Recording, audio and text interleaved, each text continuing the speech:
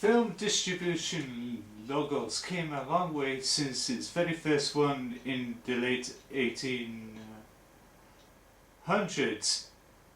So over the years, the artistry behind these logos came on leaps and bounds. Some of them had detailed animation which required about up to 100 frames per second, and sometimes it could take over about a week to shoot and animate a short-term logo, and some of them stands up on their own. So kind of like the HBO logo that took like a week to shoot on the mass magnitude with all the rotoscoping, detailed miniaturizing, and bits of cell animation blended all together, and with a great results. The most fantastic video logo that became staple was the 20th Century Fox logo. That took quite a while to animate because that required so many frames per second in order to animate all the visuals and all the rendering. I did a little experiment of creating one myself on my laptop, and it took around about 10 days to render a home distribution customized logo. And what draws people to the artistry of some of them is totally fascinating in every stretch of the way. Some of them was not great to say the least.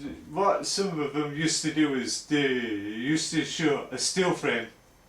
That was it. That was their home video distribution logo. And the most of the detailed animated one was the original Palace Home video, which had loads of animations and that. That must have took quite some time to animate. That must have took over about 100 to 200 frames per second to animate all the visuals.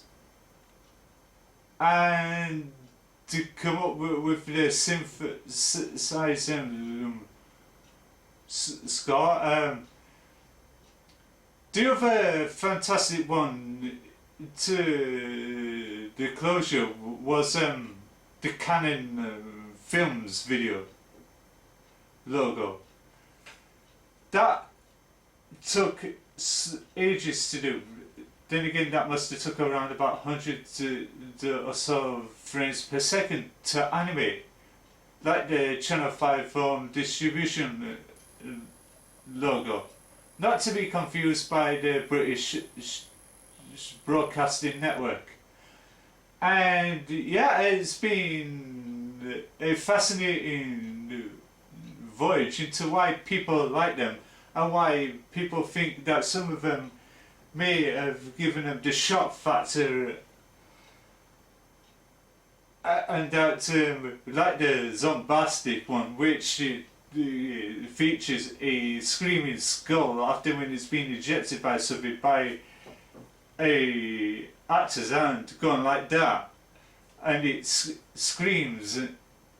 That shock shivers down people's spines. It's like the MTV Halloween one, which they had an animated mashup of all the monsters together with the creepy, raspy voicing Frankie and Skippy and all that lot, which terrified the shit out of most people. But I did watch it on the internet, and it was quite short and gripped about it. It's in, oh, great! That was a weird logo, but yeah, it's become a fascination. It's like the realms of advertising. Some people are drawn to what goes into the creativity and the art of advertising, where some people just go, skip, they're not interested, where some other people that want to know more about what goes behind the scenes of making the advert. Some adverts are like the distribution logos. Some of them requires animation. The animation takes up to about 100 to 200 frames per second, like the Lamotte Pills one, and the Scotch videotape advert with this stop motion skeleton. It's like they take what the film one shot, then stop, then reposition the skeleton to do another action, then continuously the process along until they get a good rounded finished product. And that's been a huge step in animation. But now if they were to do adverts like that, it would be relied on heavily focused on CG, which can take a lot longer to process it and that. And the other instance of some of the home video logos was the rotoscopic imagery with the eye coming up with through the still frame pyramid, and with the sim tune and the robotic voice signifying the Hycom film logo.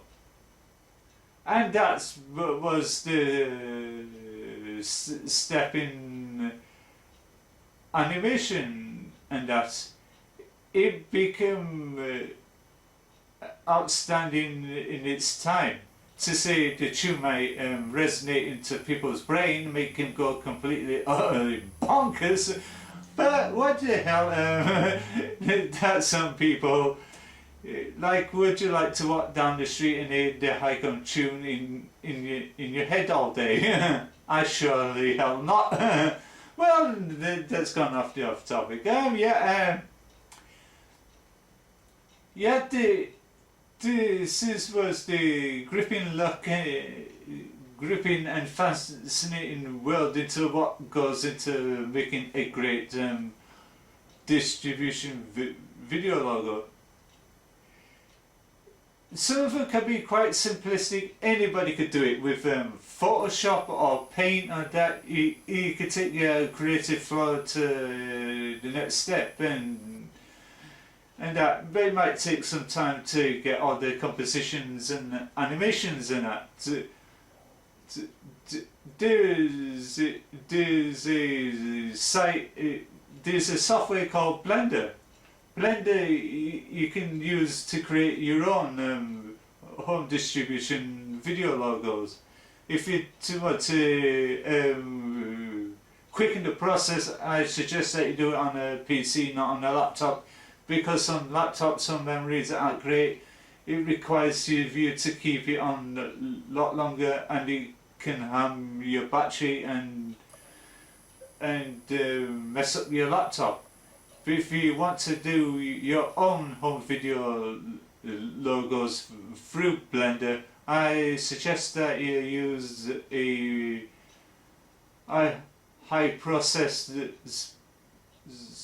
PC with great graphic capabilities, which can render it in the shorter time period. It might take some time, it might take an hours and that to render and animate to do the cross processing and that. Anybody can do it if you have a creative genius and that. However, you could do a simplistic one which can draw yourself, or get somebody who's a skilled artist to draw a logo, and you could scan it into the computer and here press there's your logo. And that was a basic logo. If you want to go to the detailed animation and that, like I said, there's two fantastic main programs out there. One's called Photoshop and the other one's called Blender. Highly recommended in that. Yeah, this was a fascinating look into how home distribution logos became a staple of how they market and distribute videos into people's homes, and that I hope you enjoyed it. It's Christmas special, and this is me, Frankie, Croft, Smales. Thank you for watching and have a Merry Christmas wherever you are in the world, and have a great day.